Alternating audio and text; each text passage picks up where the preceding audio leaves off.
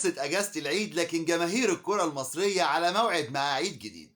لقاء الاهلي والزمالك في الدوري الجولة المؤجلة من الاسبوع العاشر هيكون يوم الاثنين 15 ابريل الساعة 7 مساء على استاد القاهرة. لقاء قمة ولقاء منتظر. قبل ما نتكلم عن لقائنا هنقول لحضرتك تابعنا، هنجيب لك اخبار القمة قبلها وبعدها، هنغطي تغطية كاملة لكل الاخبار وكل الاحداث والغيابات والحكام والمعلقين. كل تفاصيل الاهلي والزمالك هتكون معانا ان شاء الله. يشرفنا انك تتابعنا، اعمل لايك للفيديو عشان يوصل لغيرك. هنتكلم على طول في التفاصيل. الاهلي والزمالك التقوا رسميا في 255 مباراة، اما على مستوى الدوري المحلي المصري فالتقوا في 126 مباراة، ودي هتكون المباراة رقم 127. الاهلي فاز في 49 مباراة والزمالك في 27، وتعادلوا في 50 مباراة في الدوري المحلي.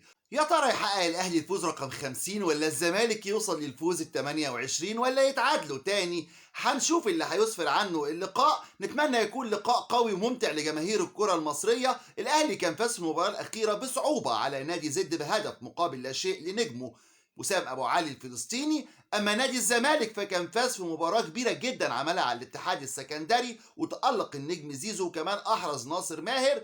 ثلاثيه نظيفه فاز بيها نادي الزمالك على الاتحاد السكندري. الفريقين جايين من فوزين ان شاء الله يمتعونا، وهنتابع معاكم التفاصيل في الفيديوهات الجايه. تابعنا وهتلاقي معانا دايما كل جديد.